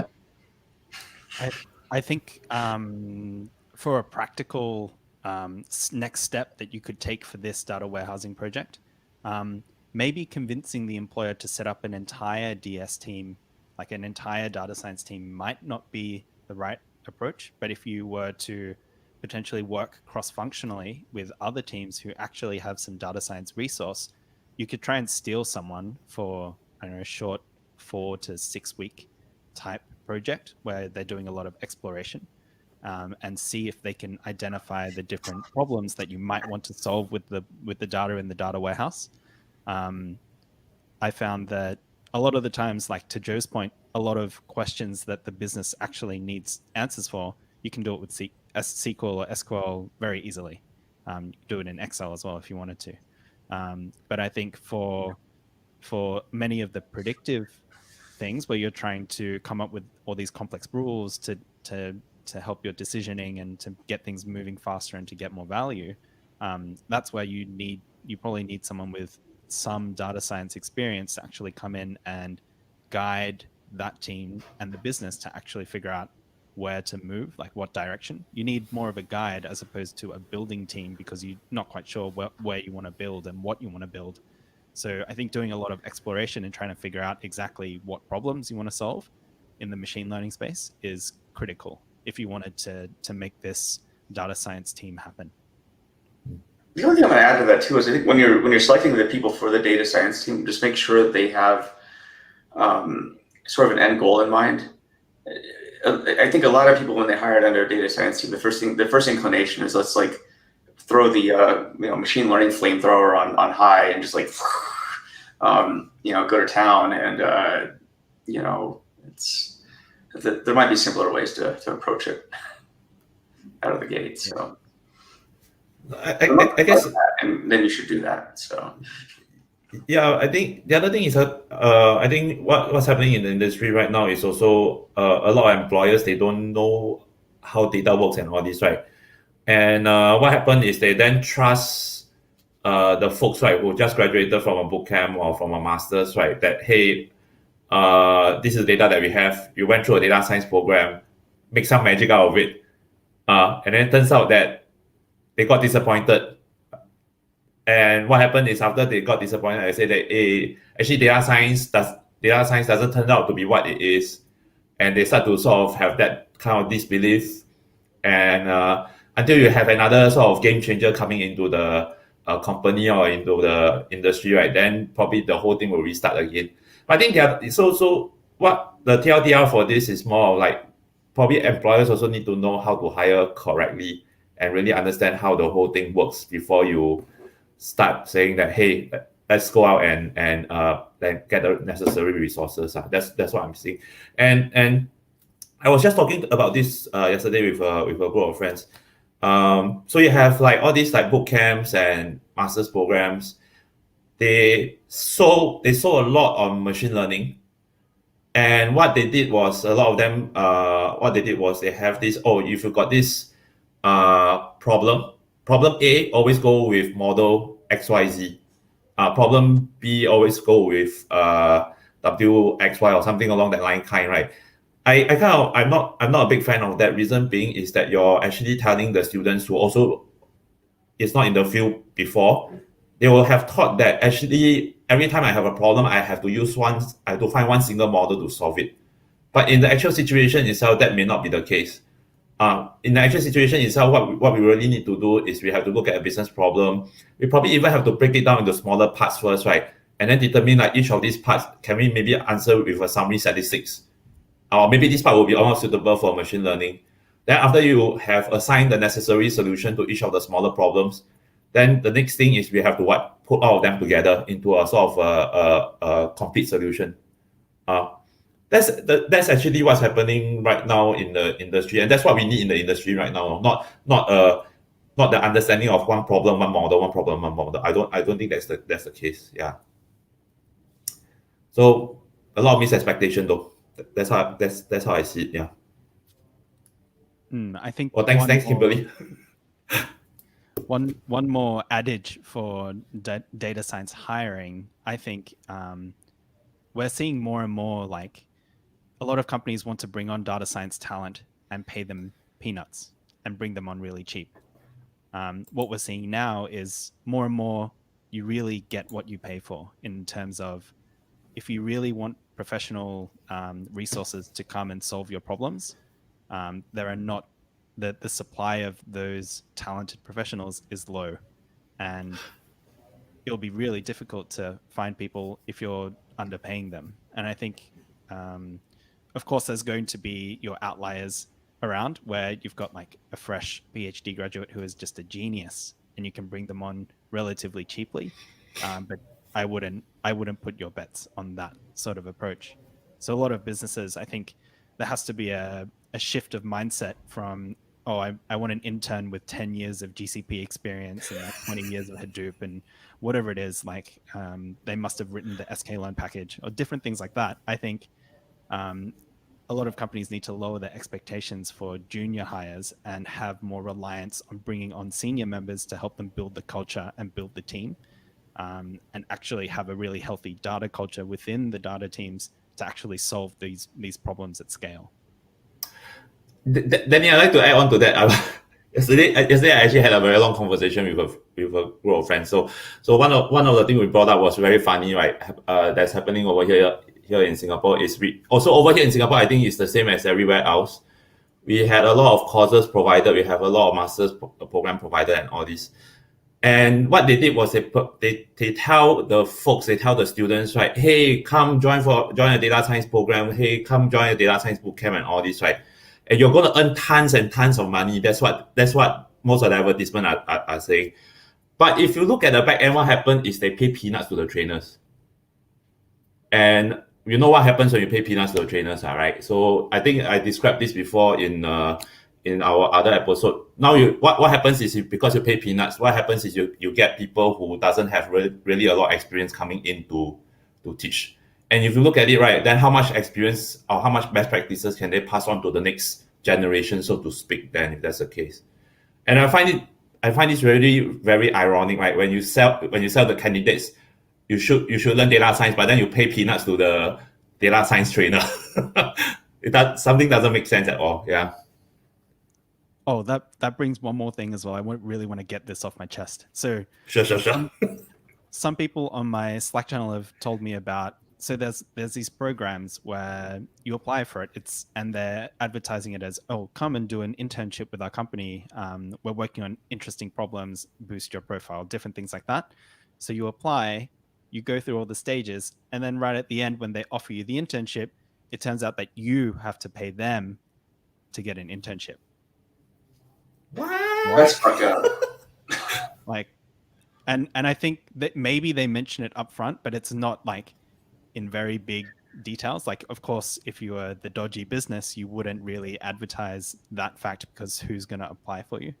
So yeah, when I first heard of this, I was like, what the? Yeah. Shouldn't- Beep, like- beep. What the beep, beep, beep. Like, I want to find out who those companies are, and then we'll try and do something about it. But it's like, I really think that that's not like, it's just not it leaves a bad taste in the mouth just to hear about it. That's terrible. And it seems like that too. I mean, there's a lot of, unfortunately, I think the data science world, the AI world, machine learning world has attracted quite a few carpetbagging type of people, right? Where just very unscrupulous people who see a quick opportunity to make a buck, right? It's just classic supply and demand. And so in any situation like that, where there's a lot of like information asymmetry, not a lot of demand, well, I think it just opens itself up to just characters. I mean, people making these sorts of shitty schools, pardon my French, but we're on LinkedIn, it's an unprofessional place. So giving unpaid internships to people and doing this bait and switch crap, I mean, that stuff pisses me off, because what it's going to mean is like it discredits the field. It churns out candidates that probably aren't equipped to do good work, and that sucks for them, because now they're the prospects, even if they get hired, it's they're going to have to learn a lot of skills on the job, and their employer's going to look at it and say, well, what the hell am I paying my money for? And it's just a downward spiral. This sort of stuff is going on since like day one of like humanity, right? Where just you find a weakness and exploit it. And this is unfortunately what's happening in the space right now. You got crooks and bastards doing the same thing to the space. I hate it. I'm sure you do too. Yeah, I think that's the reason. I think you guys also know, right? I always advocate that people actually check out the trainers, their background, and all this before they commit to a course, because at the end of the day, I don't think we can get rid of all these guys. These guys that are out there to blah, blah, blah. Yeah. So, but I think more importantly is that everyone should start to be less ignorant. Try to find out a bit more about the field first before you really commit. Find out a bit more about the trainer, the instructor, what's their background, and all this before you even commit to a course and all. Yeah. So in America, like we had the for-profit colleges for a long time here, right? And these guys, I'm talking like University of Phoenix and Corinthian College and all these other whatever colleges that charge an exorbitant amount of money to poor people, and took them for their money. Basically, it's like if you look at the job placement rates for these schools, I mean, the government had to step in and say, look, we need you. We're requiring you to have job placement rates of X, right? And eventually, these schools are shut down because they're blindly stealing money from people. And now you see various forms of this in the data science space. You see, yeah, Joe, you're right, but I kind of feel also, I think it takes two hands to clap. So that's like one of the hand. The other hand will be more of like really we need more folks to be like really find out a bit more, be less ignorant and all this. The common example I always tell people is this: you can always tell someone that a cat is an elephant if that someone hasn't seen a cat or elephant before. So you need to get yourself educated and say that, yeah, that's an elephant, that's a cat. And then so when you go out, at least you roughly have some idea whether this guy is smoking you or not. No. Yeah. So I would say that's the other hand that we need. Yeah. I see a lot of parallels of what's going on in the data science space in what happened in software engineering. So yes, I'm ancient. So in the late 90s, right, there was webmaster schools, right? People would go and they'd learn to be a webmaster because that was like the hot thing, right? And these were, are there webmaster schools anymore? No, there's not. So I think we'll go through the hype cycle. We're going to go through all the Gartner stuff in this space. And I think your advice, Koo, is great. People, do your homework. If it sounds too good to be true, it's probably not. And just, we'll weather the storm, and just like in software engineering, it'll start to circle back around to something that's a little bit more sane. It's just going to take a while. I would say the big difference these days is you have like one guy I know, he started a school that's pretty popular in the U.S. right now, where you don't have to pay any tuition, and they'll just take a percentage of your salary, right? So it's very popular, and it's interesting because the business model with that is as far as I can tell, the financiers have stepped in and started collateralizing the future earnings of these people. So that's interesting. Yeah. Just so everyone knows, do not buy the Dave Langer future. That's a bad investment. Don't do it. I'll trade you 5 Bitcoin for those. Yeah, it's interesting just because I think there's so much. What's different now is like tech is hot, and like people are just collateralizing like everything you can think of, and securitizing it and stuff. So it's income share agreements, ISAs, it's see what happens. So, I think you can do that with your course, Dave. Just kidding. Sorry, then you want to say something? Yeah. Sorry. I'm thinking that maybe for a next session we can debunk a lot of these like businesses who are out there trying to make a quick buck from people and their insecurities about like learning about different things. There's so much data science out there or whatever, and we can talk about a few of the different tips and tricks we would ask you guys to keep an eye out for, like appeal to authority or different things like that, trying to do a lot of social proofing and other things to try and latch onto you for some of these programs. So I think we can definitely talk about that. I really love talking about those things because it's kind of a really important thing for anyone in data is to really think critically, like almost think multiple levels deep to try and understand exactly what's going on. Some of my mentors were really, really good at doing that, and they kind of embedded that into my thinking as well, which causes some interesting conversations with some people. But I think it's interesting and all just a lot of fun as well. Yeah. So coming on the back of the post that I did, right? So really getting that mentor is also going to be the catalyst for your learning journey. So really also spend a lot more time on finding the right mentor. Yeah. Okay, I'll just do these questions quickly. Jonathan is asking HackerRank or LeetCode for SQL and Python. Maybe you guys give me out of 10. Oh, but then you can't really compare it to anything. I think I would give it like a 7 out of 10. Okay. So I'm not familiar with. Sorry, I'm not familiar with LeetCode, so I have to. I'll stay out of that of the question. Yeah. Yeah, I've never used either, to be honest. So I don't really know. Yeah, I don't know. So I used HackerRank when I was first starting off. Like I had no idea what I was doing, and I was trying to learn Python, and they told me, "Oh, go do HackerRank." I'm like, okay, so I did some HackerRank.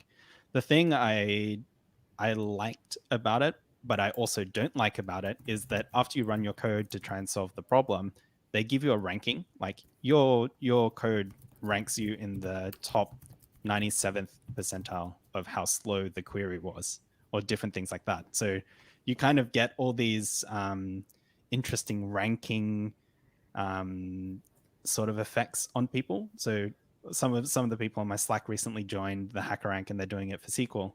And they're like, oh, my rank is like 500,000 something, which might be really depressing if you're not a confident person when you're starting off. So that would be one of the negative things if you're not so confident.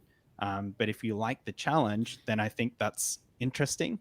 But the thing I dislike about it is it makes you try and beat that quality. Like you try and write the fastest code or whatever it is, when in reality, at work, you want to write the simplest, neatest, readable code that you can share with other people and maintain easily. And HackerRank doesn't really teach you much of that as well. As long as it doesn't torque off your DBA, your SQL's good. It's fast enough. That's it. It's good. Don't crash the production system, and you're fine. Yeah, so you're good. Like truncate in the SQL statement. I think you're good. Back in the day, I used to dork out on a Project Euler. That was pretty fun. It's a lot of good math puzzles and stuff. So, I mean, but I'm not familiar with HackerRank or whatever. So I don't know. But yeah, I see the value of these types of services. So. And here's what I would offer up, and maybe this is a heretical view, maybe it's not realistic, but rather than like go to HackerRank or LeetCode, why not create a whole bunch of content around SQL? Learn SQL by trying to teach it to somebody else. And then you actually have an asset to be part of your portfolio to show you that you know how to do SQL. Yeah, I think more importantly is to know how to do SQL, right? Not really leak code. Actually, if you ask me, the first time I heard leak code, right, was because my friend had to take a interview technical test with Facebook. So that's why he has to pick up leak code. But other than that, I actually haven't heard of any other new instances of leak code though. So yeah, I don't know whether you really need to go and compete in one in the first place. Yeah. I think the allure of the leak code is that everything is there in the browser for you. So if you wanted to solve SQL problems, just go in, log in, write some SQL. I see. Get like a 500,000 rank or whatever it is. But for a lot of the things that, for full disclosure, me and Dave are both running some online courses at the moment, and our whole vision is to try and teach people the right skills so they can land their job in whatever data role that they're looking for. For my course, I'm doing a SQL course for my first thing, and the whole vision is to help you guys actually learn the right skills, but then also do the portfolio building at the same time, whilst not having a lot of time to do a lot of the setup. So I think for a lot of online courses that are out there, you might have to install a few things or do different things just to get going. I think that's where things like LeetCode and HackerRank are really good because everything is integrated already. Yeah, that's just my take on it. And Dave, what do you reckon? You can have a plug for your courses as well. Oh, well, like my tutorial series on SQL, I show people how to install SQL Server, whether it's in on their local laptop, local computer, or to spin up a Azure Data Science VM in the cloud, which already has SQL Server installed. But they do have to put a sample database in place. And maybe it's just a function of my experience, but that just seems natural for me as part of learning SQL is to learn a little bit about databases, not like a database administrator level kind of thing, but a little bit about what's going on, right? How you connect to a database, what does it look like? And in my tutorial, we use SSMS, SQL Server Management Studio, and you learn a little bit about the actual, what you would do in the real world if you were actually writing SQL queries against a SQL Server database. So I do talk a little bit about some of that technical administration stuff, not a lot. And I think that's a good thing, personally. Awesome. There was a question, how are you guys going for time? We've just hit 90 something minutes. And we've still got roughly 40 odd people who have stuck with us, which is amazing. Thank you so much. Thank you. I wonder if Al Mustafa is still up he was up at 4 a.m. in Sudan and joining us. If you're still here, please leave us a comment. I think maybe we can finish off with just one thing. There was a question from Jessica about the differences in our backgrounds in terms of like, let me try and find that. But if we can keep it relatively quickly so we can get through maybe one more question after. But Jessica's question is, what's the difference between our backgrounds? Okay. Maybe let me go first then. I got a shorter one, I guess. Okay, so I'm from the economics background. So I started out actually like what Dave has mentioned, right? Most of us actually, well, at least for me, I started out as a data analyst, or slash researcher. I did education statistics first, and then after that move on to the banks. So banks is where I sort of get a lot more understanding about what data is about, and how messy you can get. how messy it can get. And then after that, so now I'm doing all this like consulting or training work over here in Singapore doing data science. Yeah. So my background is really in economics, not the traditional background. Yeah. I can go next. Mine's relatively quick as well. So I did a bachelor's of actuarial studies, or it was technically a bachelor of commerce, and I did actuarial studies in economics. For people who don't know what actuarial studies is, it's essentially the people who work in insurance companies, and they try and figure out how much money they have to hold so they can pay off insurance premiums or different things. So it was quite math heavy. I actually was not very good at math when I was doing all of it. I just kind of, I don't know, I was too busy having fun doing young people stuff. So yeah, there was, I did that. And then I moved into a data analytics role as a graduate. I did a few internships in insurance companies as part of my program. So I was really lucky to get some of that experience, to know that I shouldn't be working in insurance.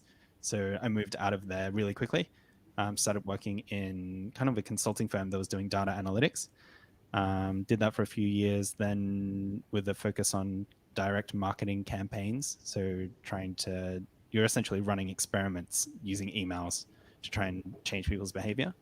Then I moved over to a bank, and I did that in the digital space for the bank, using different forms, not just email, but doing all these different other things and doing insights work. And then I started doing data science in the bank, where I was building predictive models. And essentially from there, I moved over into a retail supermarket chain, and I did a bit of that stuff for around 2 years or so. And I moved from like data scientist to more engineer. So I did more like data engineering, machine learning engineering, and doing a lot more of the data flows and different things within the cloud. And last year, I decided to stop doing that and focus on helping other people and trying to build up a community within the data science and the data analytics space. So I'm really passionate about mentoring. So I'm trying to pay it forward, just like my mentors paid it forward to me, but I'm trying to do it at a larger scale and trying to help many people. So that would be my background. I don't have a master's or a PhD. I don't think I'll be getting one anytime soon as well. That's it for me. Joe. Dave and I were trying not to interrupt each other. Yes, I mean, I've been in technology just as a kid in some form or another. My first paid job was actually working at a school in the IT department. I think it was like 14 or 15. And then I've been on the internet since like 92. So part of my job was I beta tested like Mosaic. Remember that? Like the first web browser. And then I was making web pages in the late 90s. I had a website that was kind of an early version of SoundCloud, where you could have like music. It was really ghetto, especially compared to what you have now. So, and then I think Danny's experience is actually pretty similar to mine. So I have a math degree, and I was doing the actuarial tests, and I was about to go into that field and switched to analytics, and got hired into a company doing consumer packaged goods. So worked there a number of years, and then moved into various other e-commerce and retail operations and consumer goods, and kind of worked the whole gamut of like global supply chain, marketing, sales, finance. So I've got a really good perspective of like every aspect of business. In the back of my head, I was always fascinated by machine learning, and I'd say around 2009, 2010, with the advent of the cloud, I felt like it was finally, and I think with the advent of like proper libraries, I decided just to go headfirst into that for real, and didn't look back until about 2015 or so. No, I would say maybe 2012, because I started realizing like production ML, even back then, there were a lot of moving parts to it.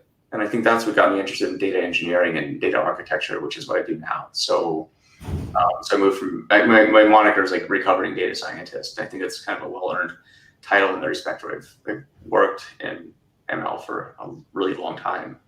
I just seeing like how hard it actually is to do, in a production environment. So that's, why I'm on the path I am now, which is, data engineering, data architecture, I guess ML engineering and ops as well. And I think like my counterparts here, I've taken an interest lately in, I'm more moving towards, teaching content, and that kind of thing too. I could see a day when that's kind of what I'm doing full time as well, which is kind of exciting in a way, because the thing I like about that approach is it's not a zero-sum game. Like knowledge is infinitely expandable, and I think that's really cool. So I think Dave. Okay. So I have an undergraduate degree in economics because back then I wanted to be Gordon Gekko and I wanted to work on Wall Street and read is good and make millions of dollars and all that kind of stuff. wear suspenders. Bracers, man. Oh yeah, I had the whole schmear, man. It was awesome. And then I lived in the Seattle area in the Pacific Northwest of the US, and I realized I didn't want to move to New York City. So I graduated and I actually ended up getting into technology.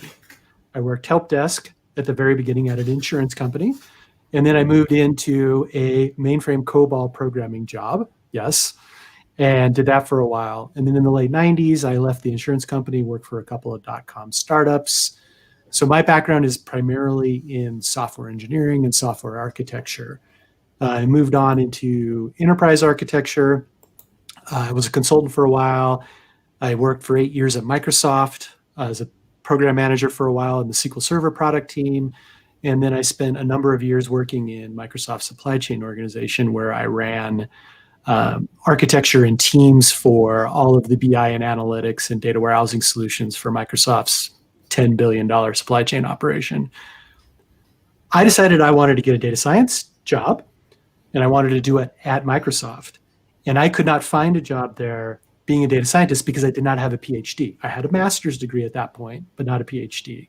So I was not qualified for that kind of job. So I left and I joined a small startup where I flew around the US and Canada, and I taught week-long intensive boot camps to people on introductory techniques and topics in data science. R, recommender systems, stochastic gradient descent, boosted decision trees, all the basic stuff that you would think that you would have in a week-long intensive boot camp for working professionals. I then went to work for another startup for a while in Montana, and now I'm doing my own thing. I like teaching. So the job that I had where I flew around the US and Canada and taught people really opened my eyes to I really like to teach.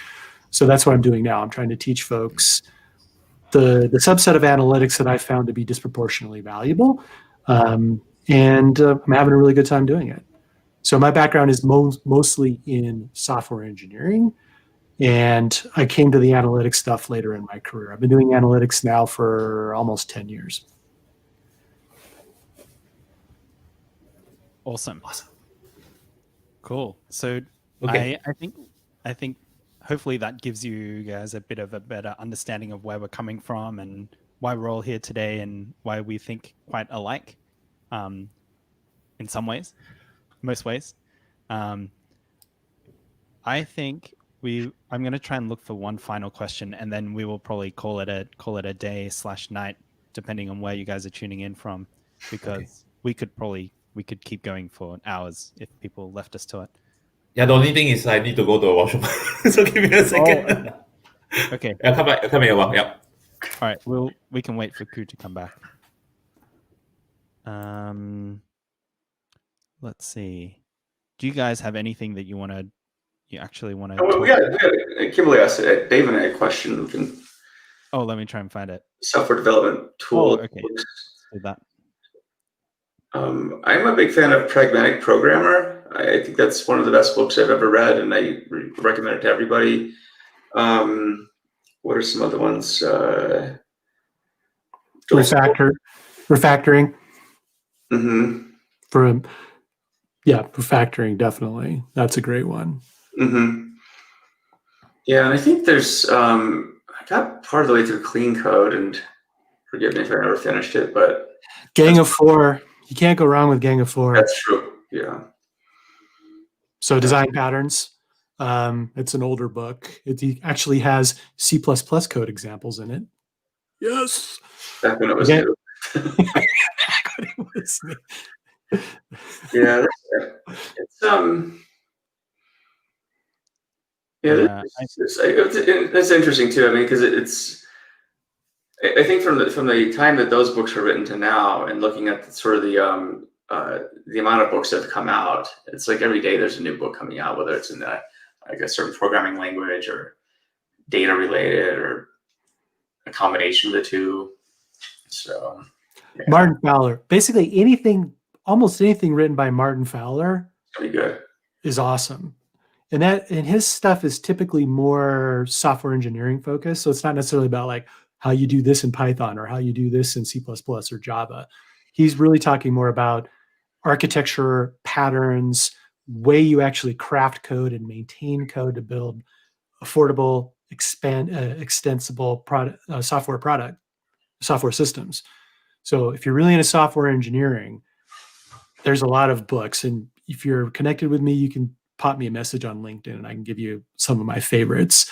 That being said, I will be the first one to tell you that a lot of analytics requires basically no software engineering at all. So be really, really careful about studying software engineering if you're interested in analytics, because you might be disappointed depending on what you end up doing. Yeah.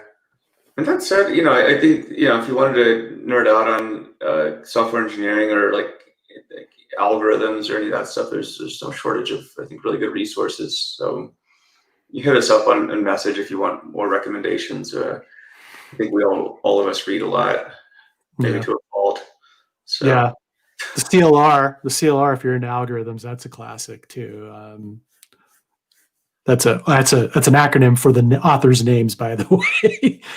So, like I said, if you want good software engineering books, as I define them, message me and I'll go ahead and give you some suggestions.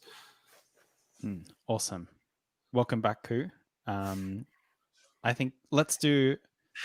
Oh, I remember there was one more question, so we'll ask this one, and then we'll finish up on a mindset question, because there was one about mindset. So, what is the best way someone who doesn't hold a degree in STEM or engineering to enter analytics? And I found there was another question really early on. It was about graduates who don't feel confident in actually taking a role right after they graduate because they feel that they don't have enough experience.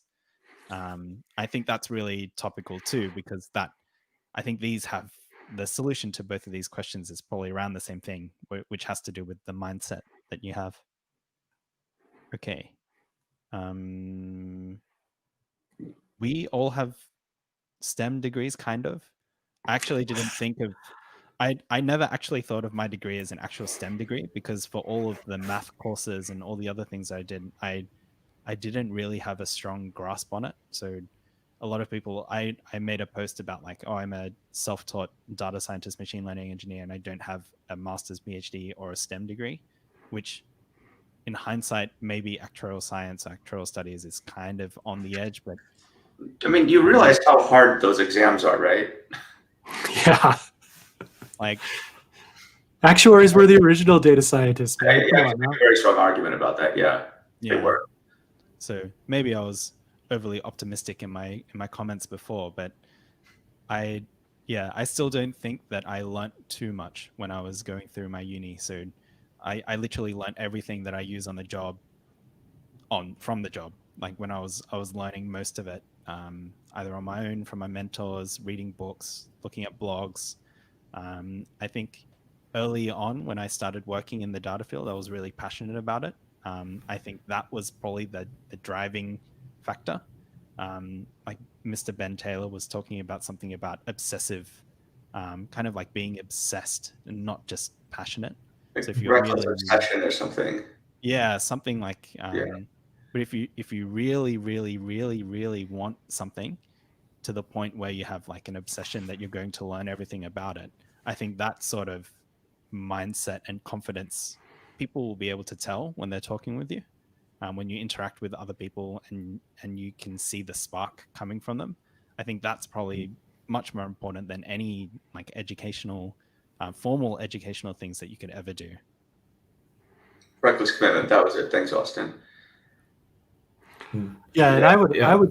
I would say that if you have a broad definition of what analytics is, in fact, maybe not having a STEM degree isn't a problem. It's actually an advantage because many areas of analytics is very business domain focused. So if you have a particular business domain, that's your educational background, that's where your experience is, as I mentioned earlier, that can actually be a strength. Focus on the analytics appropriate to that business domain. And you'll be surprised at how simple a lot of those techniques actually are. I would say read widely too. There's this, it's interesting. There's archetype of like, oh, well, I need to get this box of skills so I can become an analyst, right? Or I need to get this like box of skills over here so I can be a data scientist. And I think that's these days, look, there are things you can be taught, right? Math, to a certain point, some of it's actually really hard. But I think if you can read widely and stay curious, that's actually a really good trait. And that also means like coming from a non-STEM background, a non-technical background, maybe to your advantage if you can start tying ideas together. So like there's a guy named Charlie Munger who talks about the idea of like mental models. So if you have a good grasp of like the various concepts that sort of tie the world together, and you're able to, this allows you to start tying ideas together in unique ways that people may not have thought of before. And it's incredibly useful in business because you're paid as much for your ability to get things done as you are for your creativity. And analytics is a very creative endeavor. Everyone thinks it's this left brain thing where, we're going to calculate results and come up with, very binary conclusions. I think the real world is anything but that. It's very multifaceted and fractal in that regard.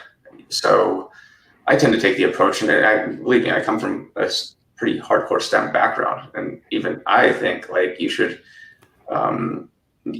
think that you have a disadvantage because you don't come from a STEM background. I think what you do need to prove to people is that you can hang with the STEM folks and actually come up with maybe more creative and novel ideas than they can. That will get you pretty far. And I will add this from my own personal experience working in the analytics trenches. You don't need to be a computer scientist to be in analytics. You don't have to have a hardcore software engineering background to be in analytics. You don't have to have a hardcore math background. Now, some of my esteemed colleagues here might disagree with me a little bit what I'm about ready to say. You do not need to know linear algebra to use linear regression analysis. You don't. Because there are plenty of social scientists that have never taken any advanced math classes and they use linear regression all the time. So don't be intimidated by this, right? It's great if you can learn it. I'm not saying don't learn it. Just saying don't think that it's a blocker. Don't sit there and say, oh God, I got to go do multivariable calculus and I got to do linear regression before I can do analytics. No. You don't need to do all of that. It's good stuff to have, but it's not a requirement. The other piece of career advice, I was thinking about this a lot today. I think about this a lot all the time, actually. But there's a notion it's called category design, right? So you could be known as a very unique person in the world who's doing unique things, who doesn't fit into a bucket, or you could be one of the million people who fit into the same bucket. And so I would always strive to be somebody who's trying to be unique and valuable, right? If this means that you're different and don't fit into the typical profile, who cares, right? I think as long as you're persistent and growing your skill set and growing your mind and your output, even a percent a day or less, it's like that compounds over time. And the fact that you're just persisting over time, compounding works wonders. And like that to me is, that's how you're going to get ahead in life, is just continuing to keep doing stuff that you like to do and get good at it. So again, it's like, yeah, I mean, as Dave pointed out, yeah, you don't need a computer science background and to be in analytics. Some of the best analysts I've seen come from very unusual backgrounds, like art and like forestry or some weird crap like that I've had, like titles that you would say like this is a very unlikely conclusion, but I would say like, those are some of the more interesting people out there. And like, you only live once, you don't have to fit into a box. It's stupid. So.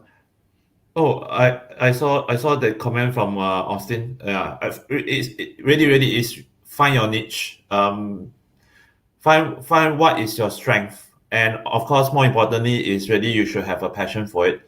Like I think for me, right, I like maths and I like business a lot, and thank goodness the analytics or data science came into the picture, was able to sort of marry the two of them together, both business and mathematics. And I think the thing is when I took economics, right, was really to I also like Dave, right? I wanted to become like Gordon Gekko and all this, but not with the suspenders and all that. I'm not really a big fan of those, but Oh boy. I was more a big fan of all the greenbacks I can hold in my hand, but so that was really what I wanted to do then. But then after that, because I came out in a similar situation, like which was a SARS epidemic back then, I couldn't find a job. But thank goodness I managed to stumble into sort of analytics and data science. So that's how I found my niche, because I'm able to interpret, to understand business, how business run, because that's part of economics. Yeah, that's part of economics. Now, to add on to that point, I think last year I came across another guy. He was a journal. He studied journalism. Yeah, he studied journalism, but now he successfully moved on to become a data analyst. Because he know that his strength is in communication, especially in written communication, and that's how he transition over, by playing to his strength, by being able to write a good analysis report that his management can appreciate. And that's how he actually transition over. So I think really the two things is passion and find the niche, find your strength and slash niche. Yeah. I'll just add to Joe's point about the category design and trying like desperately to be different and to carve your own path is something which I definitely am a big fan of. The concept of category design, I think Ben actually shared me a book called Play Bigger. That's such a good book. Yeah, I think Joe, we were talking about it before as well. But it just talks about how the largest corporations usually are out there to try and make a whole new category of product or branding or whatever it is. So, for example, Apple is that they just dominate in whatever category they decide to go into. I think we can, after reading that book, we can take a lot of that into our own lives and think about how we want to carve out our own niche and our own personal branding, so to speak, about how you want other people to view you and your branding, but also how you view yourself and what makes you different and innovative and unique to everyone else. So definitely, when you see all those things about like, okay, here's the prescribed path for what you need to learn for data science, or like here are all the requirements. There is some value in it, but always take everything with huge grains of salt because it might not apply to you.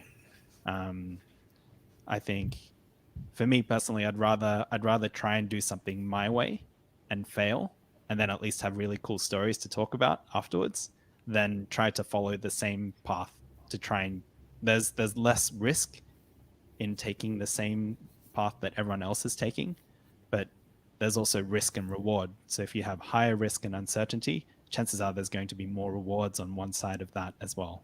So it's just something to think about. All right. And then those learning experience will turn into good stories to share with your students. I think so.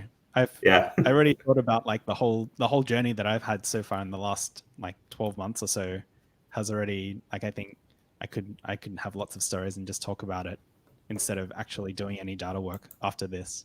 But I love doing data work, so we'll see what happens. Yeah. That's awesome. All right. Yeah, we're at 2 hours now, so I think we'll It might be good to end it. So, yeah, it might be. Some people are going to sleep already.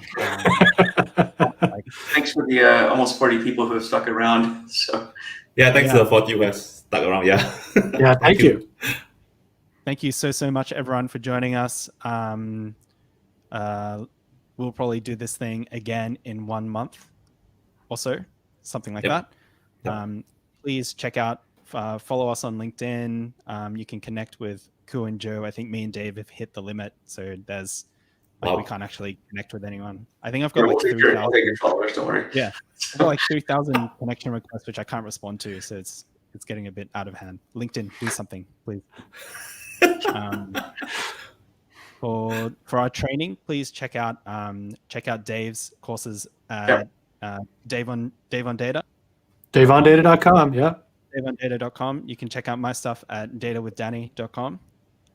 Chances are we'll probably connect forces in the future. Maybe we'll do like a data university with the Heretics or something. I think that would be pretty cool. Fun.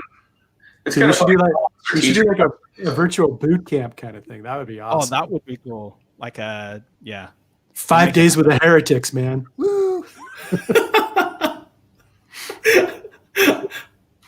Okay. So if we have a lot of demand for that, we'll try and figure that out. I think it'll be awesome. And as always, I love having this time together and really enjoy talking with all of you guys. Thank you for everyone tuning in. Thank you for staying with us. And we will see you next time. Take care and stay safe. Bye.